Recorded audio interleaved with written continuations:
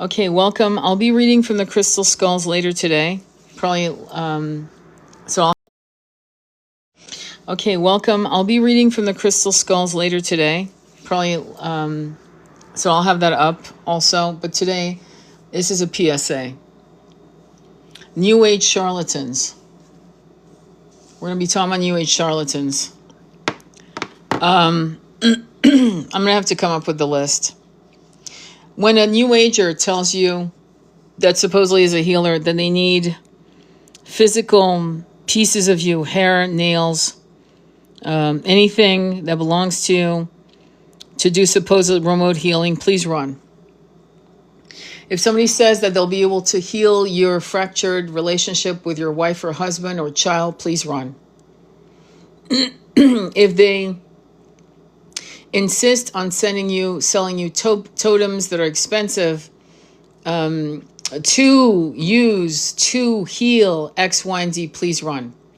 That are expensive to use to heal X, Y, and Z, please run.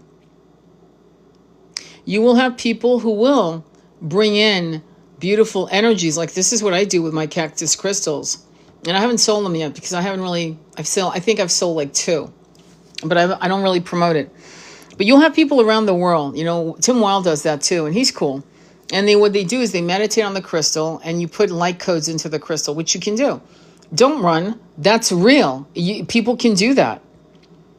But they can't put light codes into the crystal to stop a curse. Because it's not a curse that you're trying to heal. It's a pattern. It's a familial pattern of behavior. And you know what I mean? Like, for example, addiction goes down the line of family lineages. That's not a curse. Now, something else has come through. Excuse me. Does voodoo type of energies work? Yes.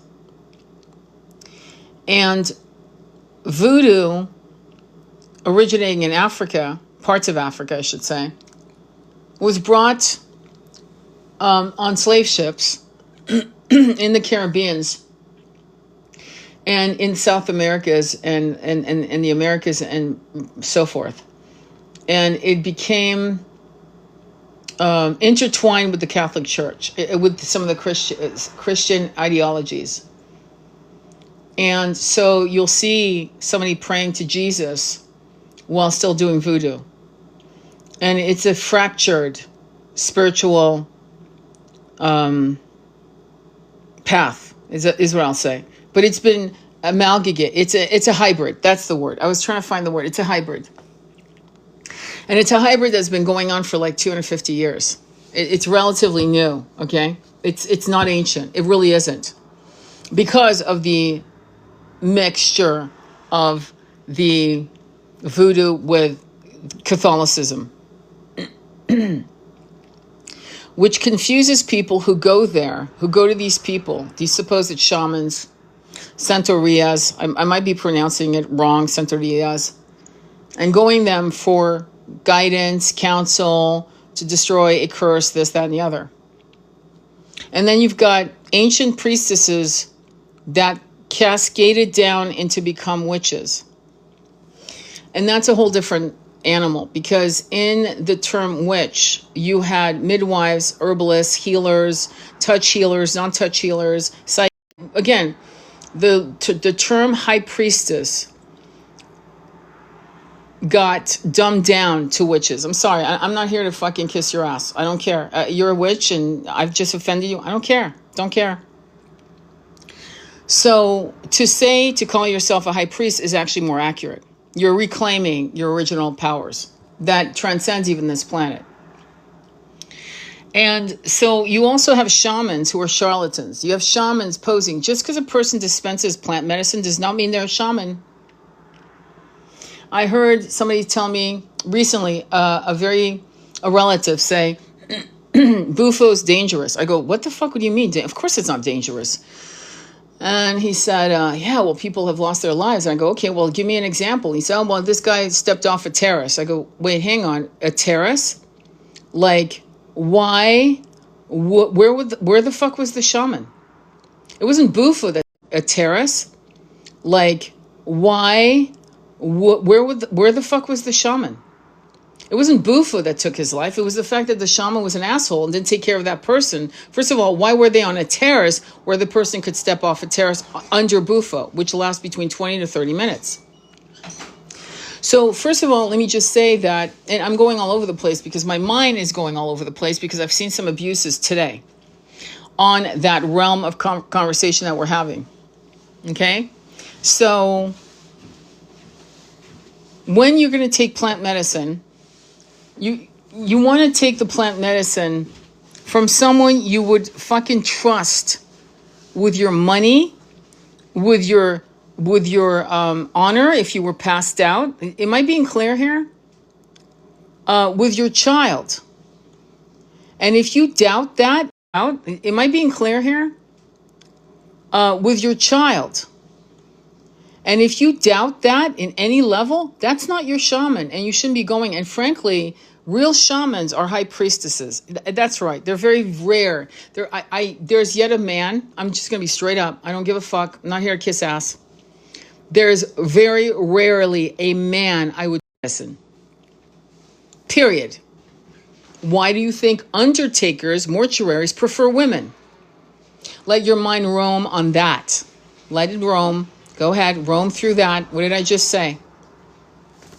Now, the unicorns, and this is the fucked up thing, because I have a son, and I've had beautiful men in my life who were incredibly filled with integrity, honor, and protection, and they were high priests in their own, real shamans in their own way, that deserve the respect and the trust. But the percentage of those men are rare. So rare, I call them unicorns. That's how rare they are. Unicorns, it's a sighting. The confusion of the masculine, pedestrian masculine throughout this planet has a fractured root chakra, sexual chakra, period. And I'm not going to, okay. So in the spiritual world that you're navigating in, through New Age, hopefully you're getting out of New Age and going to real spiritual forces, okay? Fuck New Age. New Age is fucked, period. Navigating in. Through New Age, hopefully you're getting out of New Age and going to real spiritual forces, okay? Fuck New Age. New Age is fucked, period. I would go into, I've been coining it ancient wisdom, but you choose, you call it whatever the hell you want, whatever makes you happy, but I call it ancient wisdoms. And in ancient wisdom, there's no hierarchy. In ancient wisdom, we have the balance of the masculine and feminine. In ancient wisdom, we don't have fractured sexual root chakras. In ancient wisdom, we are not taking advantage of the most vulnerable people who come to us for help. We don't. Because we don't want the karmic entanglement. Not taking advantage of the most vulnerable people who come to us for help. We don't. Because we don't want the karmic entanglement. At all. We prefer to keep our souls as clean of karmic entanglement as possible to help others ascend or at least enlighten or awaken or clear any shame that prevents them from ascending. Shit like, that kind of stuff, okay? At least enlighten or awaken or clear any shame that prevents them from ascending. Shit like, that kind of stuff, okay? And what is concerning is that you have, and if you read the book by Margot Anna, I think it's Anna, she is a French, and she brought Tantra to the Western world, and she was born, I believe, in 1940 in Paris, France, and she talks about one of her books, it's an autobiography, where she goes to a Hindustani man who is, so again, think about it, it's the late 60s, she's young, she's probably in her 20s, and she basically has heard all about him. He's in Greenwich Village in New York City, and she's heard all about him. He's wearing a turban, and he's very, very mystical and very Eastern and all that shit, and he makes her sit on his lap, okay, because he's going to teach her Tantra, and she's wearing a skirt, I believe, if I remember the story well, whatever, but the point is he enters her, and she's in shock. Deer in the headlights, shock. First of all, just remember, it's the 1960s. Yes, there was free love, but people were not talking about abuses like we do today. We talk about abuses, breaking boundaries, betrayals, in the realm of people who should know better, but who have done it. So here she is, a young 20-year-old in her late 20s, I believe. And this happens to her. And she is deer in the headlights. She is in shock. And the thing about women is that, for the most part, they go for healing help, and they capitulate to the person they think is of a higher authority. This is why I'm telling you not to fucking work with men. I'm sorry, I don't give a fuck. I just don't give a fuck. There are certain men who I think are so extraordinary, you'll know the difference. But if you look at somebody like here we go again, Aubrey Marcus, poster child of bullshit, and men like that, you should be able to discern the difference. And if you don't, and if you can't, and you know that about you, just work with women. Now, here's the thing with women. Now let me separate women from the real deal. And in the group of the feminine, you will. Now, here's the thing with women. Now let me separate women from the real deal. And in the group of the feminine, you will have fucked up, witchy poo idiots. I'm just going to say it that way to save us time. Who will sell you $1,000 candles? Who will say that you are cursed? Who will say that only they can help you? And who will do all kinds of witchy poo shit down the rabbit hole of karmic entanglement, okay? But then you have another sector of the true high priestess where you're going to be safe, and they're not going to charge you up the ass, and they're going to make sure you're okay because they figure if you're brought to them, it's their responsibility. They've just said yes to a soul contract to help you untangle yourself from bullshit. They're out there. They are. And I feel as if for now, and that includes men, by the way, I'm going to tell you as men to do the same, to kind of like lean towards, I'm sorry, okay? I'm really sorry. Thich Nhat Hanh, great teacher, a unicorn. Michael Singer, a good writer. I'm not sure what he is, honestly. If you've read his book, Surrender Experiment, he is detached from his wife. You can see that as you journey through his book, okay? His autobiography called The Surrender Experiment. So I'm not sure where he's at. Do you understand? But he's hyper independent in his own ascension. It's obvious throughout the book. So I'm not sure where he's at. Do you understand? But he's hyper independent in his own ascension. It's obvious throughout the book. Michael Newton. If you look up Michael Newton on YouTube, you will see how incredibly open his eyes are. He's like really, there's a purity to his gaze that you can't mistake, in my humble opinion. Trying to think of anyone else. I can't think of anyone else. In terms of powerful women, I keep bringing up Louise Hay. I don't like Megan Watterson at all. I think she's full of shit with the Mary Magdalene. I'm sorry that book is taken off because it's pretentious.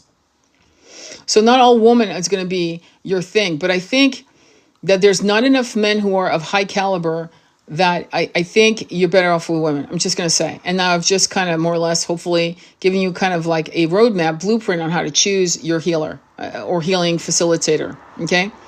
Both the women that I went to for my plant medicine I did it twice, okay, 2 years back and forth, were women. And women I would trust with myself being passed out, women I would trust with my son at the age of 3, women I would trust with $10,000 on the table. Today, to this day. Okay?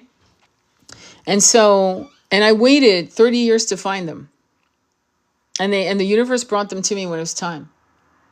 When you're ready, when you're ready, the teacher will come. That's exactly what happened to me. So be patient. Don't just fucking settle for fucking assholes, because you will be worse off than you were when you started. I kid you not.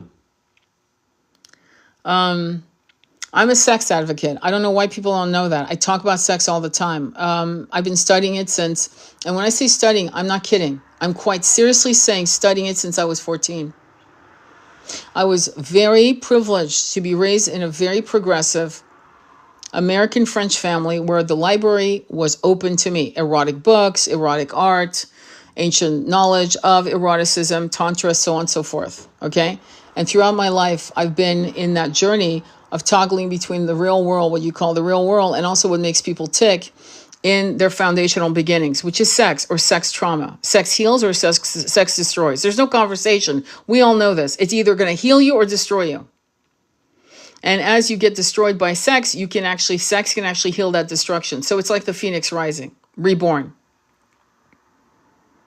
I'm trying to kind of share with you some of the things that I keep hearing again and kind of share with you some of the things that I keep hearing again and again and again. About 5 years ago, 2019, it's almost sex. I heard a lot about emoji. Everyone, emoji. And emoji being in a multiple polyamorous fuckery, but not polyamorous in a conscious way of having a soul connection with, say, one or two women, which I don't give a fuck. If 3 people love each other, go for it. 4 people love each other and they have a soul tribe connection. I think that's beautiful. It can work, and it can work. Okay. I'm going to say that. But when people just go for the sex or a power dynamic, it will destroy the person that bends the knee to that bullshit. It will harm you.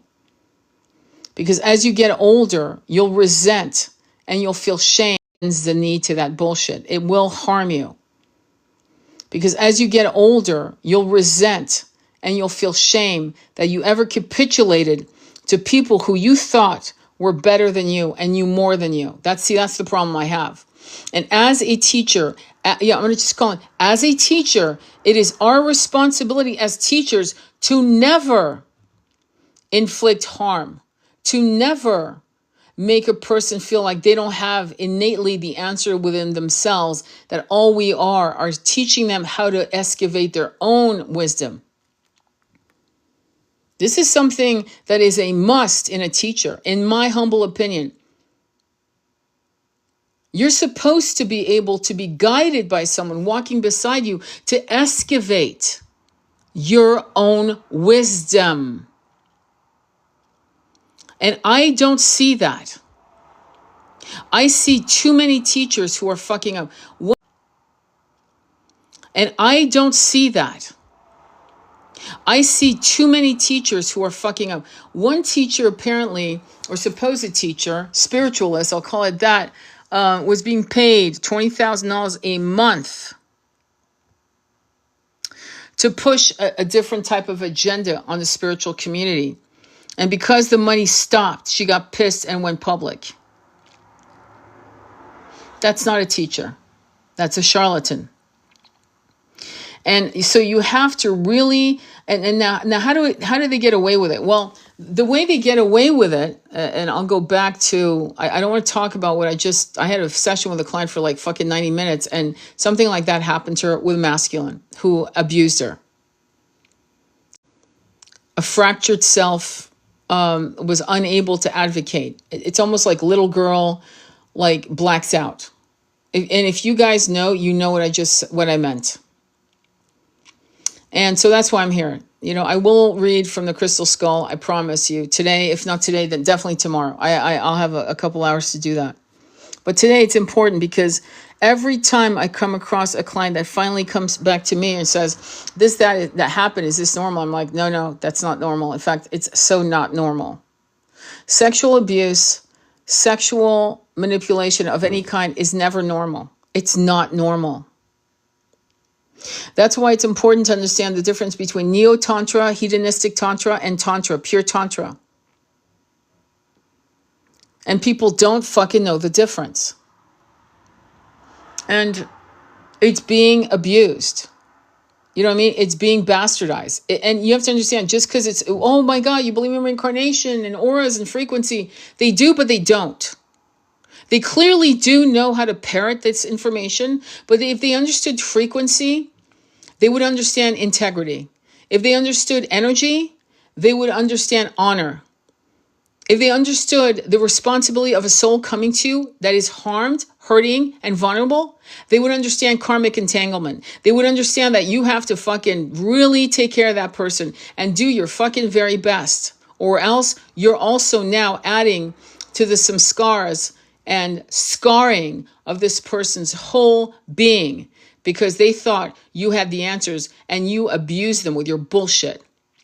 Be it sexual, be it, oh, you have a curse, let me help you with that, be it whatever. And because it's a spiritual, kind of world, like New Age, whatever, right? You think, oh, well, it's different than Catholicism. It's different than Protestant religion. It's different than Muslims, Judaism, Buddhism. No. See, that's what you don't understand. There's still people. And these people literally move their fuckery to another, religious, if you will, or a spiritual understanding. In other words, they're still fuckheads. They just now are wearing tattoos and religious, if you will, or a spiritual understanding. In other words, they're still fuckheads. They just now are wearing tattoos and Buddha buns and malas around their wrist and bindis between their eyes and smelling like patchouli or sandalwood. They're still pricks. And you need to understand that. Predators go everywhere. Okay? Predators go everywhere. You will find them everywhere. And so that means that it's not to relax. It's the concept of really being very, very connected to your heart so you can have massive heart discernment, massive heart messages going, oh, not this guy. And what confuses people is that 25, 50%, 75% of what they say will be nectar. And what confuses people is that 25, 50%, 75% of what they say will be nectar, false prophets, which they parrot. I've seen people literally quote Gauguin. Where do we come from? Where are we going? Why are we here? It's a famous painting.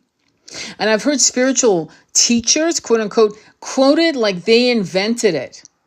And it's Gauguin. And the reason why I know it's Gauguin is he was my favorite painter. So I've seen entitled spiritual influencers, creators, supposedly teach shit like Voltaire. And I know it because I know the quote. And they will make it sound like they came up with this shit. This is why I'm such a stickler as to say where you got your shit. When I talk, okay, I'll say, oh, I heard it from this person. Oh, I'll say, oh, it's Joe Dispenza that said that. Or I'll say, yeah, that was Louise Hay. That's where I learned that. Or I'll say, what? I wish I could give credit to the person who said that, but I forgot. It is very important as a teacher. I'm calling you guys out in the spiritual community. You need to fucking do better because you guys are fucking up. You give credit to credit due. If you learn something wise, you give credit to the person who first brought it forward and gave you an aha moment. It's integrity, it's honesty, and it's a must if you don't want to actually have the boomerang of karma. Lying by omission is still lying. Okay? So in the spiritual community of charlatans, they will parrot a really good game. They will go on ChatGPT. See, that's the problem. So when I'm reading from ChatGPT, I tell you this is from ChatGPT. They will go on ChatGPT. See, that's the problem. So when I'm reading from ChatGPT, I tell you this is from ChatGPT. In this case, it's not. It's a DeepSeek. I'm using DeepSeek. Just again, okay. And I've said to you why I moved. But I'll let you know. Okay, I'll let you know. And a lot of people are doing that. Sure, of course. But also they're parroting things and they're not letting you know. And as we go closer and closer to either our own deaths or our own ascension, whatever the case may be, right? We have to really take this shit seriously because we don't want karmical, case may be, right? We have to really take this shit seriously because we don't want karmic entanglement. We don't want the weight of our fuckery around our ankles preventing us to go into higher realms of consciousness because of our little ego wanting to be loved, you know? I'm saying? It's like, it's in a sense, it's perjury. It's karma. It's the gavel. It's judgment day. It's don't fuck around. Tell them where you got the information, this and that. So in the spiritual community, you'll have like people, 75%, it's the nectar. And you're going, oh my God, oh my God, oh my God, right? It's the nectar. They're giving you nectar. And then 25% is poison and you're not aware. At that point, you're in. You're all in. And you don't beware of false prophets. And there are a lot of false prophets, lots and lots of them. And I'm starting to realize that because I have really good, and I am blessed. I have really good friends who are really good spiritual people, meaning they actually have wisdom. And they can barely get 2,000 really good spiritual people, meaning they actually have wisdom. And they can barely get 2,000 people following them. I've got a friend a few friends, but one of them who finally made it to, 13,000? It took her 3 years. They keep removing followers from us on TikTok, for example, and also on YouTube. They remove followers. They remove them for people who are really the real thing. But the people who are fucked up, and it's not me, I'm not being jealous I don't give a shit. I'm just letting you know, I'm noticing a pattern.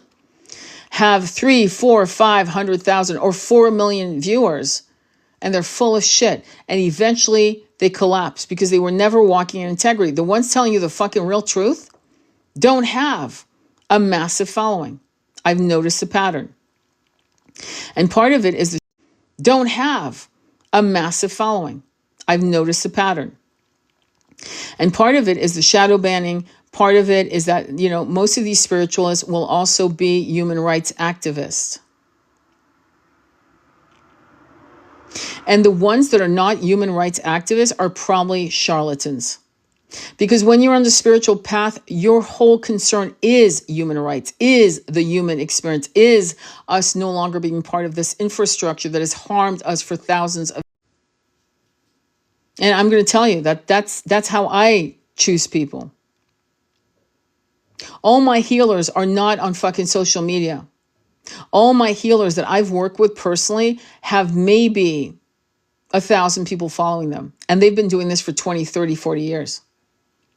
Because they're not out to, you know what I'm saying? Like the way you meet them is word of mouth. The way people meet out to, you know what I'm saying? Like the way you meet them is word of mouth.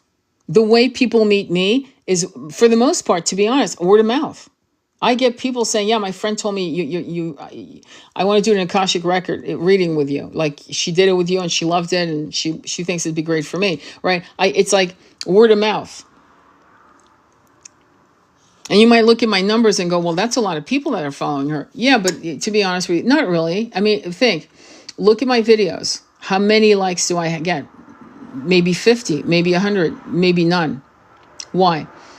Shadow banning. Why? Because of the human rights. So when you choose, and I'm going to be straight up, one of the things I've noticed is advocacy for human rights. Both my shamans, and I'm going to be straight up, one of the things I've noticed is advocacy for human rights. Both my shamans, one of my shamans who I worked with, I've lost touch with her, but I still follow her on I hate Facebook, but fuck, there we go. She, during COVID lockdown, she was going to the protests in London every fucking weekend. She's a human rights activist. So though she's a shaman, she's an activist. Okay? And I think that those two go to, this is my self-realization telling you that. Take it or leave it. Take it or leave it. The supposed spiritualists that get defensive. Oh, well, not all of us are supposed to do that. We're supposed to, be in our bubble. We're supposed to, contain and make sure that the energy is protected because I have to protect my energy from negative energy. Negative energy. Children are dying and starving. Children have no water. Women are being assaulted to their very ends of their breath. Children have no water. Women are being assaulted to their very ends of their breath. The two are not separate. The concern of people being harmed is a concern. And what I'm finding in the New Age community is a fractured reality. that it took me a long, long time to come to terms with it until it started, my awakening to that. I probably started around 2018, 2019, when I was around a lot of spiritualists who were, talking this fucking mumbo jumbo shit about how they wanted to protect their energy. When you are in alignment with the universe, you're already protected. Do you understand? Do you understand? You are already safe. Nothing can harm you or destroy your soul. This obsession to protect one's energy is laughable if you're calling yourself a teacher.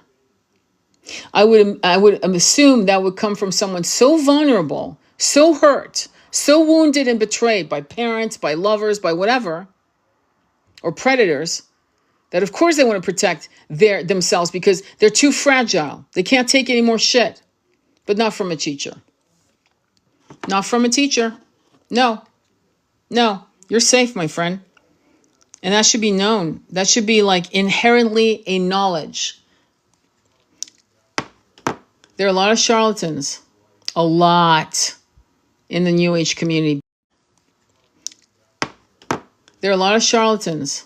A lot in the New Age community. Be careful. Sidestep. Do what you need to do. The client today, 90 minutes of a person who is a male, who's a sexual, apparently he's a sexual predator, who put her in a situation where she thought that maybe she didn't understand something in Tantra.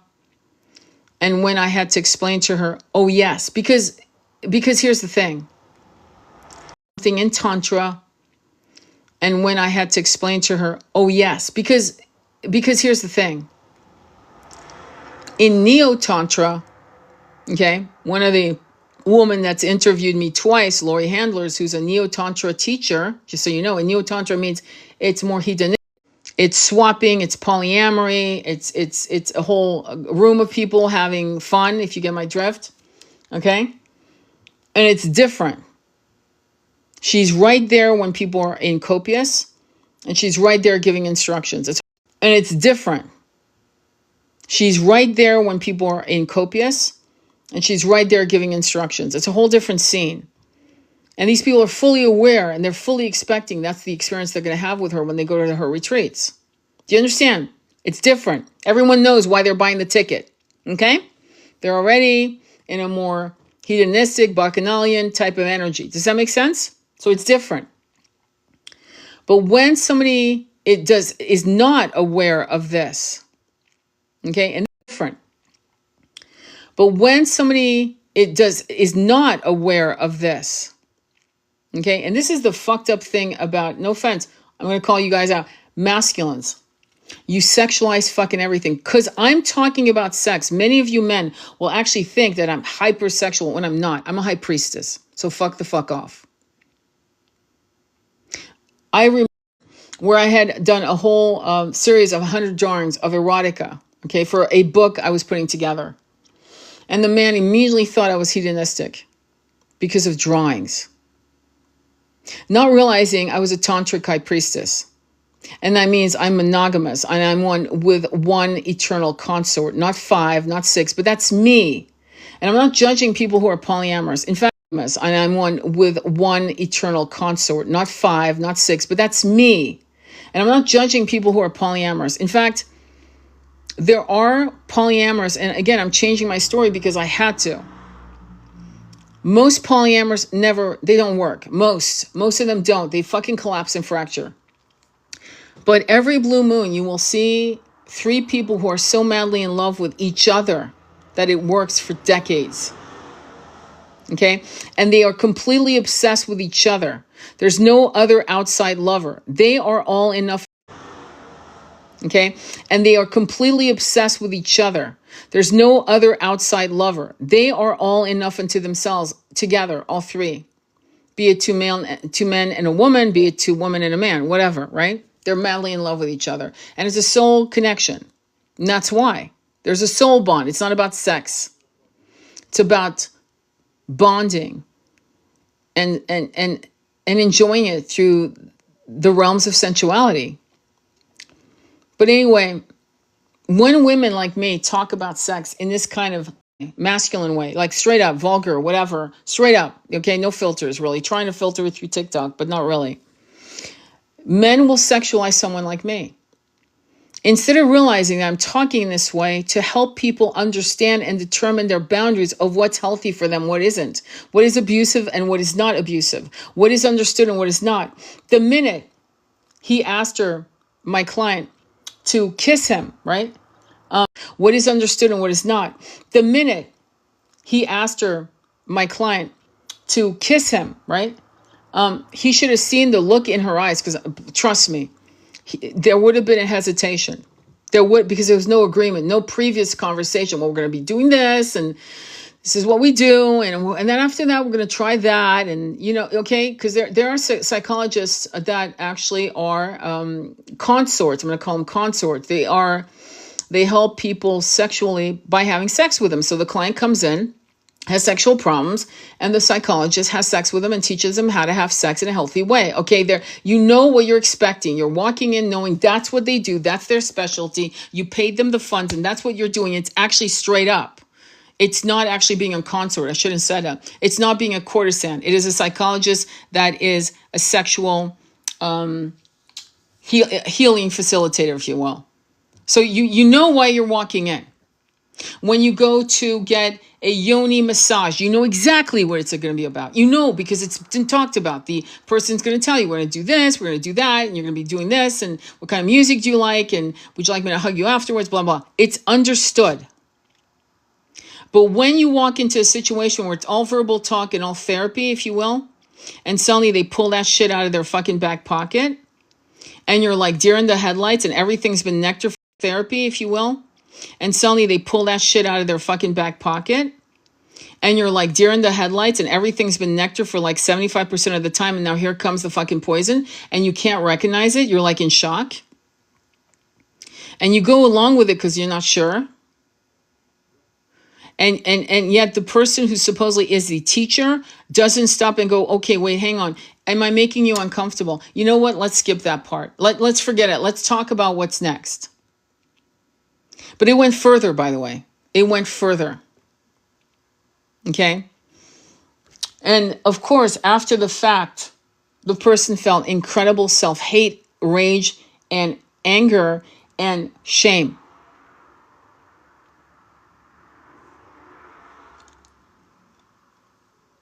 And I don't know what to say about that. But I caution you to be careful with who you trust, with who you speak to. You know what I mean? Who you lay your foundational pain of sexual trauma or any other or intimate traumas that you have, like be careful. Because clearly, when you go to someone like that, the last thing you want is not to trust them. And the last thing you need is for them to abuse your trust and your absolute fractured vulnerability, which could destroy it unless they come to the right. Thank God she thought of calling me. And I say thank God. Yeah, I feel privileged to have helped her, but fuck. Why did she even have to go through that in the first place? Why did this supposed healer teacher have to sexualize? It's about sexual client. That doesn't mean you start touching them and putting your hands on them. I would think that's the obvious. I would think. But in all things in life, one has to prepare, right? So I'm hoping that when you listen to this video and you listen to it with your teenage kids, so they understand boundaries and they understand deer in the headlights, this is called practice run. This is called, if anything happens, coach or whatever. Remember the 175 girls with that coach? Remember that it happened in the end of 2018. Do you remember that? He went to jail for like 40, 50 years, right? They were all gymnasts. And he was their doctor. And they didn't know what to say or feel. That came to mind just now. We have to make sure that our kids, that our young women, that are women in their 40s and 50s, men also, by the way, do not feel frozen in fear or shock, or like almost like, I feel like crying actually.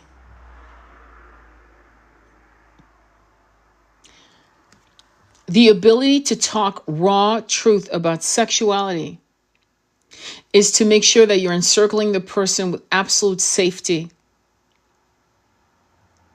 And if you are sexualizing your client, then you probably need a fucking lot of help, and you need to close your practice. Maybe for a while until you heal. That's the shit going on. And it's going on with shamans. It's going on with witch doctors. It's going on with, there's such a fractured level of using energy in the wrong way. Sex magic is used in dark ways that David Icke can tell you more about it. If you look up David Icke, he'll talk about it in his past videos and books. And then there's sex magic, the way some of us who are high priestess teach it, to heal, for light, for soul connection, for all the beautiful things that we all desire as healthy human beings, as beautiful, multidimensional light beings. But ultimately, right? Ultimately, these are the kinds of conversation one needs to have, or perhaps listen to the video. I know a client came to me and said that she listens to her video with her kids out there running around, driving, to the point where, because my talk is raw, and people get offended by it. Some clients said, oh, my son asked me why you use the word fuck, because it's a great word, fuck. This weird sense of politeness is not going to heal us. It's not going to excavate the dark. It's not going to excavate our shame in experiences that were not your fault, that created desires that are not your fault, but you need to be honest about them and go, do I want this? No, fucking go, then do whatever you need to do to rewire yourself. This concept of polite conversation is why we're sitting here having these discussions. They're needed. Oh my God, she's so vulgar. Yeah, that's right. How else are you going to fucking talk about this shit? How else? Again, I urge you to watch the interview that Regina Meredith had with Teal Swan. I don't like her. I don't like Teal Swan. But that interview will shock the fuck out of you at how commonplace some of this shit is, of the manipulation of our children. Using hypnosis, shock the fuck out of you at how commonplace some of this shit is, of the manipulation of our children. Using hypnosis, using other means with hypnosis to harm our babies, to harm a future society, to harm civilization.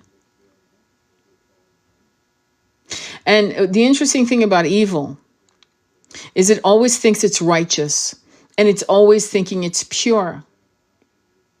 And the thing is, in purity, we are shadowed. We have primitive things underneath our light. There is darkness. And the darkness is not to hide it from ourselves, but to see it, acknowledge it, and go, do I need to heal this, or can I live with that? I can't live with that. I better heal that. Okay, cool. But can you live with that other dark? No, yeah, that's fine. That's just a darkness. I can handle that. Could be revenge. I can handle that. I know I'm a revengeful person, so let me not do that. I can handle that. Jealousy, I can handle that. What women are doing with jealousy that stemmed, and probably men too, but I'm going to go with women. When women try to handle jealousy, right? That could stem from being children, by the way. Could stem from past lives as well, by the way. They'll sexualize it. What do I mean? Well, they'll actually go, oh yeah, let's have a threesome. Do you want a threesome? Not really, but I really want him to think I'm cool, and I don't think I'm good enough, and I'm just going to have a threesome, and she's hot, and he really wants. Do you want a threesome? Not really, but I really want him to think I'm cool, and I don't think I'm good enough, and I'm just going to have a threesome, and she's hot, and he really wants to have her, and let me go ahead and do it. And maybe I'll get over my jealousy. Not realizing that jealousy wasn't jealousy about sharing flesh with another person, but it was actually jealousy that stemmed from childhood trauma, something else, completely unrelated to sex. It had nothing to do with sex. It had to do with being chosen or not chosen, being a scapegoat or being a golden child or being fucking your siblings don't get along, and one was the favorite, and it always harmed you or hurt you or whatever. What the fuck? But it's not something you start playing in the sexual realms, in my opinion. And you could disagree with me, but I feel that that's not where you go and handle that business of jealousy. And some people, and again, I'm still haunted by many, many, many women that I studied, that I read about, that were blogging, vlogging, that would say, I would listen to him pleasure her and I would be crying in the other room. What I say to my clients who express this need to have a third person, I'm like, there are women out there who are wild women. They're wild. They're bisexual. They love women. They love men. They think they're all delicious and they have a good time. And there's nothing wrong with those women. There's nothing wrong with men like that nor women like that. Nothing. Because it's truly, truly how they're wired and they're just having a great time. And they're wonderful human beings. Because it's truly, truly how they're wired and they're just having a great time. And they're wonderful human beings. And they're sweet. Some of them are very, very sweet. But there are others who are wolves. We mate for life with one. We mate for life with one. And at that point, bringing in third parties could be problematic. And you have to understand whether or not you are in a relationship with a man who matches you in the concept of monogamy. And like I said before, and her twin was polyamorous and she was monogamous. And I said, do you think you could become Hell no. Could he become? No, he'll never be monogamous. He can't. And I said, well, I guess that's it. You can love someone to pieces. You can love someone. It could be the love of your life for fucking thousands of years. But if you guys don't match and even that philosophy, it's going to fracture. It's going to hurt you. It will always hurt both of you. I mean, I have a lot more to say, but I think that's about it. And I think I want to thank you for being here. I'll upload this and hopefully you'll find some wisdom in this and you'll find something that helps you kind of figure out what you want to do and what you want to decide in this journey. Oh, thank you, love. That's very sweet. And what you want to decide in this journey. Oh, thank you, love. That's very sweet. Any other comments or questions? I can't say. Oh, thank you, love. That's very sweet. Any other comments or questions? I can't say. Okay. Yeah. Any comments or questions? Let me look. No. Okay. Hang on. Okay. So sit with that. Make sure. Whatever you want to do, right? You bring somebody in. There was a movie. I think it was called Mr. Thompson's, or I forgot. Look up Wonder Woman. Just look up Wonder Woman on Amazon Prime. Looks like Mr. Thompson or Mrs. Thompson and Wonder Woman. Okay, and it's about a polyamorous relationship that lasts 4 decades. And all 3 people are madly in love with each other. I was so struck. Last 4 decades. And all 3 people are madly in love with each other. I was so struck by the movie that I bought the book to read it, to get more in depth. But the only thing I'll say, I'm not into fucking S&M at all. I think there's a deep, deep underlying pain in connecting pain with pleasure. Again, I never was a fan of 50 Shades of Grey. I honor the writer who fucking mass marketed the shit and she became a multimillionaire. Like, I will never put down another person for how they promoted these books. But fundamentally, I'm against it.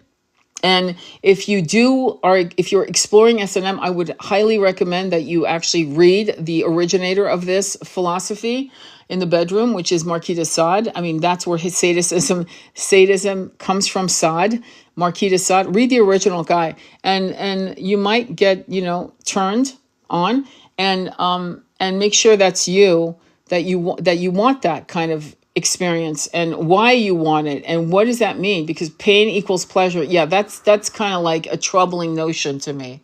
Somebody who is submitting, there's a submissive and a dominant, That's a troubling notion to me as well. Tantra has none of these things. Tantra has none of these things. Tantra is twin rays in action. Tantra is having such an amazing experience that you actually explode out of your bodies and literally shine like sparks of light for milliseconds, maybe seconds, and then fall back into your bodies in absolute bliss and fulfilled, and for milliseconds, maybe seconds, and then fall back into your bodies in absolute bliss and fulfilled and completely fed. And fast food sex doesn't feed you. A client of mine was saying that she let her man go out and get a woman, and that he had the experience and it was shit, and it would have been better with her there. And I said to her, no, he had no soul connection with that person. That's why it was shit. It was shit because there was no soul connection. So when you see the movie on the polyamory, Wonder Woman, that one, they are actually soulmates, all three of them. All three of them are soulmates. They're madly in love with each other. And the man dies.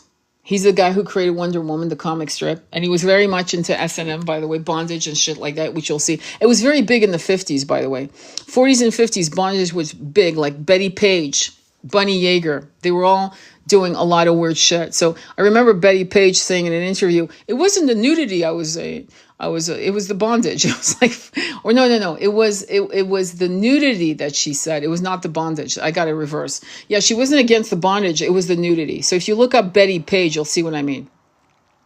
Look up Betty Page and you'll see what I mean. She's tied up, shit like that. And he was doing that. He was, Wonder Woman, you'll see, is constantly being tied up, or she's tying someone up. It's insane shit. It's kind of a funny movie. It's bittersweet. It's brilliant. And, but they were soul bonded. There's no doubt in my mind. So, I mean, if you're going to do a ménage à trois, make sure that there's a soul bond. When I was a kid, I was exposed to movies like The Story of O, which is about that. It's about bondage, and it's about submissive and domination. And it's actually quite alarming, in my opinion. It's alarming. Because what it does is it chatters the high priestess. It takes the high priestess and muzzles her and her hands and feet are bound. Metaphorically speaking, that is. And it strips the high feminine, the matrix, the womb, aka the womb, right?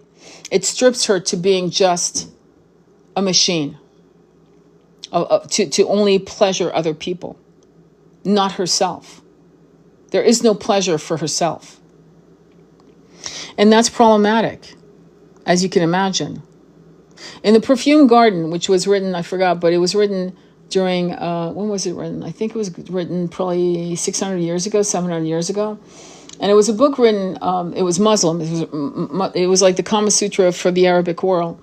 And the concept was, if you learn how to make pleasure a woman, you will get pleasure tenfold back. It's a misogynistic book, don't get me wrong, but in it is the nucleus of truth, which is, if a man pleasures a woman, he will receive the nectar of her joy tenfold back, which I thought was brilliant and true.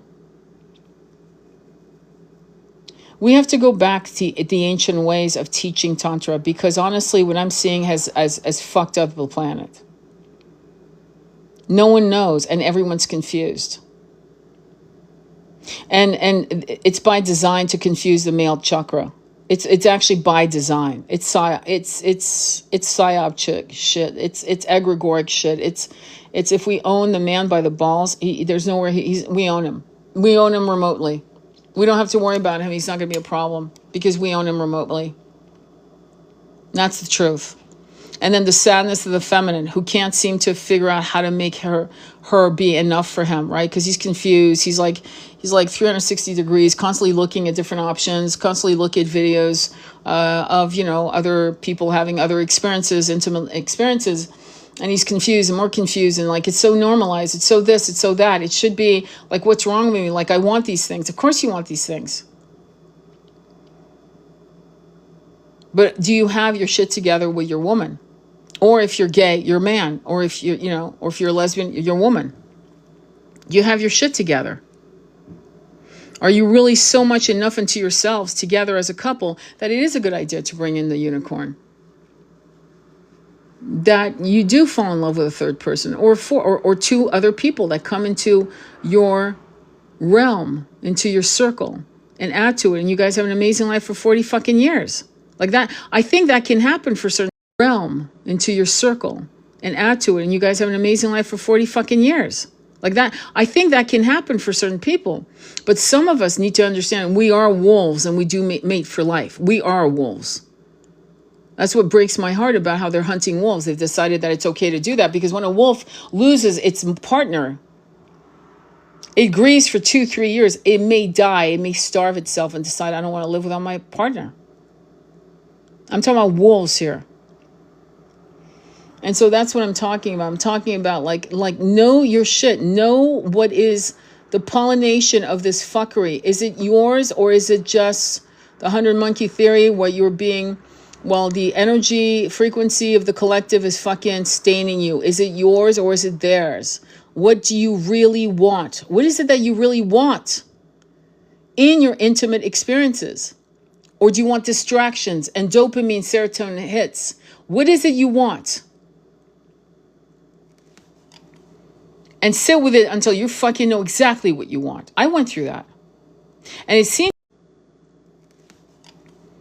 And sit with it until you fucking know exactly what you want. I went through that. And it seems to hit women in their 40s. I've said that before. In their 40s, women are so hypersexual. To be honest, the kind of man they need is somebody who's 25, who has the energy of a 25-year-old. To be honest. And then comes the confusion because not only is she highly, highly sensual, highly hot, if you will, but also she's dealing with, I'm 40 now. What the fuck? Oh my God. Am I good enough? Why does he still want me? Does he These are the kinds of conversations men and women should be having with each other before you fucking make you make a move. Because once you make a move, it's a lot harder to fucking undo that. So it's not to scare the shit out of you. It's to say protect this sexual power with, with respect. Respect yourself. Respect your true desires. Make sure that they're yours and you're not being pulled into something because your husband, your lover, your boyfriend, whatever, your girlfriend wants to do this. And it's not really what you want to do. It's you just want to please them. You don't want to lose them. And I'm seeing more and more and more and more of that. And it's not healthy. If it is your thing, celebrate, enjoy, have fun.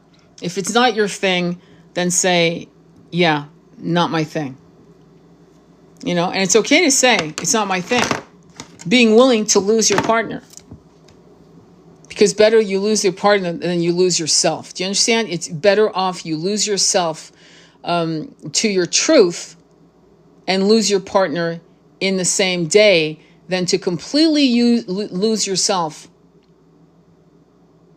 and cater to your partner's fantasies where you don't even recognize yourself in a year, 2, 3. The relationship's not going to survive in fantasies where you don't even recognize yourself in a year, 2, 3. The relationship's not going to survive in it anyway because you're going to resent the fuck out of the situation. Eventually, you're either going to go into depression or rage, one or the other, or maybe both. And at some point, you'll shut down. You won't want to be fucking intimate anymore. You won't feel safe. It's common sense. You see what I'm saying? So that's what we're dealing with here as a society. That's what we're dealing with as a high priestess feminine and a high priest masculine. You are the unicorn, my friend. You are a unicorn. And you have to look at yourself and realize that whatever fantasies you're having, be careful. Are they yours? Is it the collective? Is it porn? Realize that whatever fantasies you're having, be careful. Are they yours? Is it the collective? Is it porn? Is it what you're seeing? How men around you are talking? Oh, it's just man talk. It's just locker room talk. Okay. Keep enjoying that template. It hasn't done shit for us for hundreds of years. Tantra, they're afraid of Tantra. Because when you are able to harness the power of Tantra, what happens is at that point you become a co-architect and you actually are able to manifest fucking impossible feats of magic. And it's in it. There's nothing in it that is of any, it will not harm anyone. Because when you have that kind of intent, the intent is never to harm anyone. Do no harm. It's the only rule. Do no harm. Not to yourself, not to others, not to the most vulnerable. In other words, not to children. And as we move into this new earth space, as we architect, these are the things that we need to fucking dismantle, excavate in ourselves and others, and to really create a space that's safe so that people can be raw, honest about what they're wanting or think they want, or fetishizing, you know? And fetish isn't yours typically. It's because you've been told this was a taboo, so it becomes an obsession. There's so many levels. And honestly, I really want to, I don't know, maybe I'll advertise on TikTok that I'm doing a live on YouTube like next week where it'll be 18 years or older. So if you want to join, let me know. I'll put a little like ad, if you will, like I'll just say YouTube, let's go deep. It's going to go, let's go deep on intimacy, right? You'll know, on Tantra. And if you're interested, you share it and you make sure that when you log onto YouTube, you can actually verify your age, because that's what I'm going to do, because I can see that we need to go in deep. Okay. We have a meeting. We meet every week on Saturdays at 1:30 p.m. on Zoom. Okay. We have a meeting. We meet every week on Saturdays at 1:30 p.m. on Zoom, where we're all talking. And if you want to join that group, it's on my Patreon, on my link. It's on my link tree. But the reason I'm saying that is because it could be that I need to have a conversation about this on sexuality, intimacy, and Tantra, and the bastardization of sex for hundreds of years, where that question and answers could go back and forth, and it would be much more effective, if you will. And I've held sacred womb healing circles and things of like that for years. So it's, you know, so if it's something you want to join and do and get involved with, let me know.